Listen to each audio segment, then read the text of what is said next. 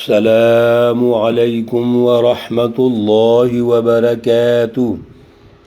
اعوذ باللہ من الشیطان الرجیم، بسم اللہ الرحمن الرحیم۔ او کصیب من السماء فيه ظلمات ورعد وبرق يجعلون أصابعهم في آذانهم من الصواعق حذر الموت واللہ محیط بالکافرین۔ صدق اللہ العلی العظیم۔ اللہم صلی علی سیدنا ومولانا محمد النبی الأمی وعلی آلہ واصحابہ وبارک وسلم وصلی علیہ۔ معزز سامعین و سامعات، سورۃ البقرہ پارہ نمبر 1، آیات مقدسہ 19 اور 20۔ اللہ رب العزت ان آیات کا فہم اور شعور عطا فرمائیں اور عمل کی توفیق اور صلاحیت عطا فرمائیں۔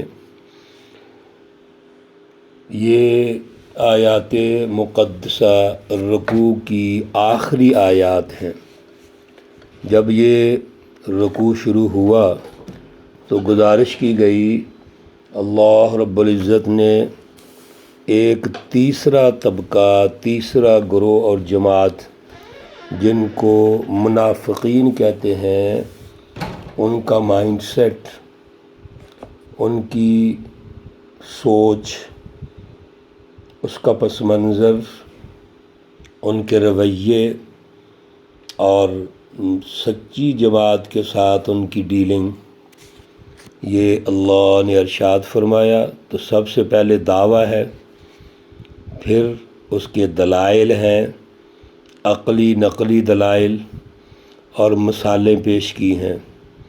کل ہم نے جو مثالیں سنی تھیں وہ منافقین کے اس طبقے کی تھیں جو لیڈر ہیں، ان کے قائدین ہیں۔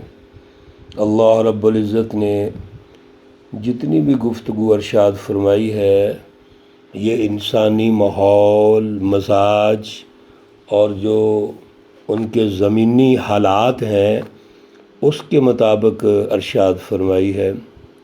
میرے عزیزو، جو بھی منافقین کے لیڈر ہیں، اللہ نے واضح ارشاد فرما دیا کہ صم بکم عمی فہم لا یرجعون، وہ کسی شکل میں گمراہی سے واپس نہیں آ سکتے۔ ان کے مفاد پرستانہ رویے، ان کے قلب کے اندر جو امراض ہیں وہ اتنی بڑی ہوئی ہیں کہ آپ جتنی بھی کوشش کر لیں گے واپس نہیں ہوگا۔ لیکن آپ ذرا حیرانگی کے ساتھ غور کیجئے کہ میرے رسول اللہ صلی اللہ علیہ وسلم ان کی ہدایت کے لیے کوشش کرتے رہے، دعائیں مانگتے رہے، سورۃ المنافقون بھی نازل ہو گئی، جب تک اللہ رب العزت نے پابندی نہیں لگائی آپ ان کے لیے استغفار کرتے رہے ہیں۔ اس کا مطلب یہ ہے کہ ہمارا جو دائرہ ہے وہ یہ ہے کہ ہم لوگوں کو جوڑ کے رکھیں۔ میرے رسول اللہ صلی اللہ علیہ وسلم جماعت کے لیڈر تھے، اور جماعت کا لیڈر کبھی ایسا نہیں کر سکتا کہ اس کی جماعت کے جتنے بھی لوگ ہیں وہ کیسی حالت میں بھی ہوں وہ ان کو جماعت سے نکالنا شروع کر دے۔ یہ حکمت عملی درست نہیں ہے۔ چنانچہ رسول اللہ صلی اللہ علیہ وسلم نے ان میں جوڑ پیدا کیا، ان میں محبت پیدا کرنے کی کوشش کی۔ میرے عزیزو، آج کی مثال میں جو عوام ہے، عوام الناس، تو عوام الناس کے حوالے سے گفتگو ہو رہی ہے۔ رسول اللہ صلی اللہ علیہ وسلم نے عوام کے ساتھ بھی وہی سلوک رکھا، ان کو ملانے کا، ان کو جوڑنے کا، ان کو قریب کرنے کا، ان کی تربیت کا۔ اللہ نے ان منافقین کی مثال دی ہے، اور کل بھی ہم نے یہ عرض کیا تھا، ایک ہے منافقین اعتقادی اور ایک ہے منافقین عملی۔ رسول اللہ صلی اللہ علیہ وسلم پر تو وحی نازل ہوتی تھی، آپ کو پتہ چل جاتا تھا یہ منافقین ہیں، لیکن ہمارا کوئی دائرہ نہیں ہے کہ ہم کفر کے اور منافقت کے فتوے لگاتے رہیں۔ ہم کسی کے دل کے اندر نہیں گئے، ہر رویے ان کے ایسے ہوتے ہیں، ان سے ہمیں بچنا چاہیے، محتاط رہنا چاہیے۔ اور وہ رویے تو آج ہمارے مسلمانوں کے بہت زیادہ ہیں، انفرادی بھی ہیں، اجتماعی بھی ہیں، ان سے بچنا ضروری ہے، لیکن فتویٰ بازی مناسب نہیں ہے۔ اللہ فرماتے ہیں، سنیے مثال، او کصیب، یا جیسا کہ آسمان سے زوردار بارش، فیہ اس میں، یعنی اس بارش میں، ظلمات اندھیرے ہیں، ورعد اور کڑک ہے، وبرق اور بجلی ہے، یجعلون اصابعہم وہ کر لیتے ہیں اپنی انگلیاں، فی آذانہم اپنے کانوں میں، من الصواعق وہ جو ڈر ہے اور کڑک کا اور بجلی کا، حذر الموت موت سے ڈرتے ہوئے۔ جس وقت بجلی کڑکتی ہے تو کیا سما ہوتا ہے، جیسے بڑا خوفناک منظر ہو وہ ہے، اور موت سے ڈر لگتا ہے، ابھی بجلی گر جائے گی۔ واللہ محیط بالکافرین، اور اللہ رب العزت نے کافروں کو گھیرا ہوا ہے۔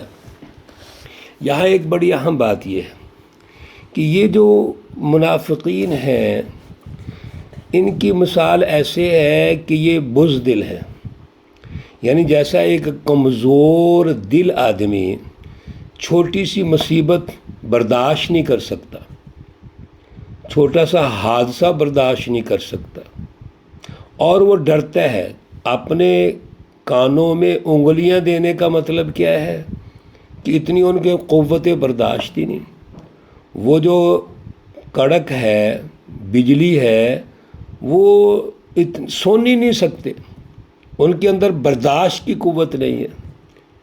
یہ منافقین انفرادی جو سوچ رکھنے والے ہوتے ہیں، وہ میرے عزیزو ایسے ہی ہوتے ہیں۔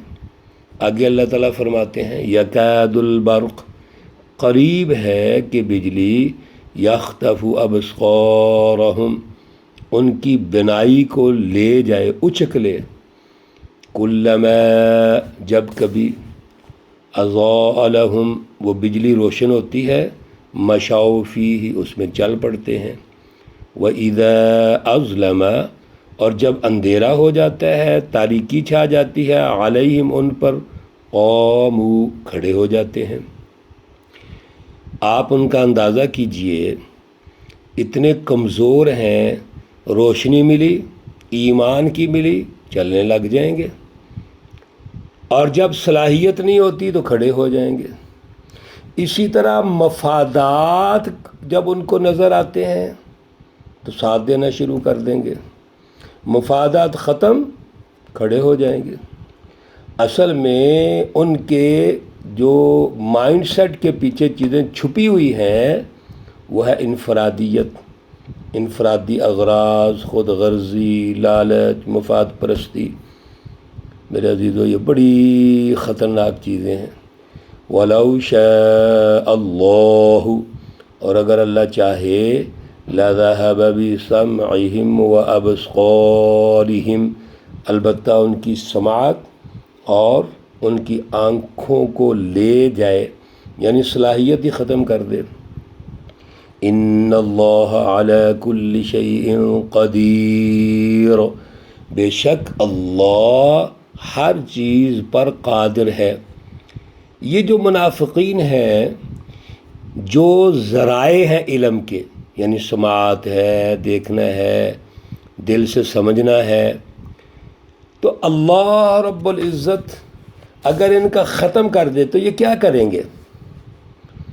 اسی لیے اللہ رب العزت نے پچھلی آیات میں جو مثال دی تھی ان کے سرداروں کی، وہ تو یہ ہے کہ اندھے ہیں، بہرے ہیں، گونگے ہیں، اور یہاں اللہ نے فرما دیا کہ ان کو ایسا نہیں کرنا چاہیے، ان کو تجزیہ کرنا چاہیے، سچی جماعت کا ساتھ دینا چاہیے۔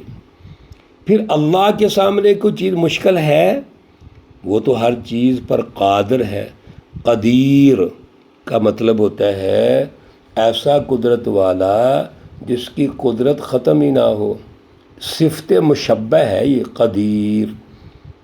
اور ایک قادر ہوتا ہے، قادر کا مطلب ہے اس سے اور بھی بڑا کوئی قدرت والا ہو سکتا ہے۔ اللہ کی صفت قدیر کی ہے، میرے اللہ سے زیادہ کوئی بھی قدرت والا نہیں ہو سکتا۔ میرے عزیزو، اس رکوع میں تیسری جماعت کا ذکر ہو گیا، 3 جماعتیں پہلے 2 رکوع میں اللہ نے ارشاد فرما دیں۔ متقین کی جماعت، اس کے اوصاف، ان کے امتیازات، معیارات ارشاد فرما کے یہ بھی ارشاد فرما دیا کہ اعلیٰ ہدی من ربہم واولئک هم المفلحون۔ 2 گارنٹیاں دے دی، یہ سچی رہنمائی پہ ہیں۔ کون سی رہنمائی؟ لا ریب فی، یہ کتاب مقدس جو آپ پڑھنے جا رہے ہیں یہ سچی رہنمائی ہے، اور اس کے لیے یہ ماڈل جماعت ہے۔ دوسری جماعت وہ ہے، گروہ وہ ہے جس نے انکار کر دیا، واضح طور پر اس گروہ نے انکار کر دیا، سچی جماعت کے مقابلے میں آ گئی۔ یہ حزب الشیطان ہے، اس کے بارے میں اللہ نے ارشاد فرما دیا 3 چیزیں ان کی ختم ہو گئیں، سماعت، بصارت اور قلب۔ ختم اللہ علی قلوبہم وعلی سمعہم وعلی ابصارہم غشاوہ۔ ومن الناس سے تیسرا گروہ ذکر ہو گیا، تیسری جماعت جو منافقین کی ہے۔ میرے عزیزو، یہ 3 ہی گروہ ہیں۔ پورے کلام مقدس میں حزب اللہ کی بالادستی کیسے ہوگی، اس کے اوصاف کیا ہے، اللہ بیان فرمائیں گے۔ حزب الشیطان کا مقابلہ ہے، اس مقابلے کے لیے کون کون سی جماعتیں آئیں وہ پوری تفصیل سے ہم تاریخ پڑھتے ہیں۔ اور یہ جو منافقین ہیں، یہ اعلی کار کے طور پہ جو کردار ادا کرتے ہیں، ان کا ذکر ہے۔ تو یہ 3 جماعتوں کا ہم نے تجزیہ کرنا ہے، ہم نے کوشش کرنی ہے، میں نے اور آپ نے، کہ ہم متقین کے اوصاف کو اختیار کریں، اسوہ حسنہ صحابہ کو بنائیں، رسول اللہ صلی اللہ علیہ وسلم کو بنائیں، انبیاء، صدیقین، شہداء، صالحین۔ یہ سورۃ الفاتحہ میں ہم پڑھ چکے ہیں، یہ ہمارے لیے ماڈل ہے، اسوہ حسن ہے۔ اور اللہ کے دین کی بالادستی یہ ہمارا فرض ہے، اللہ ہمیں قبول فرمائے۔ اللہ رب العزت تمام بیماروں کو شفائے کاملہ عاجلہ مستمرہ عطا فرمائے۔ اللہ رب العزت تمام مرحومین و مرحومات کو جنت الفردوس میں اعلیٰ مقام عطا فرمائے۔ ربنا تقبل منا انك انت السميع العليم وتب علينا انك انت التواب الرحيم وصلى الله تعالى على النبي الأمي محمد وعلى آله وأصحابه أجمعين برحمتك يا أرحم الراحمين۔ السلام عليكم ورحمة الله وبركاته۔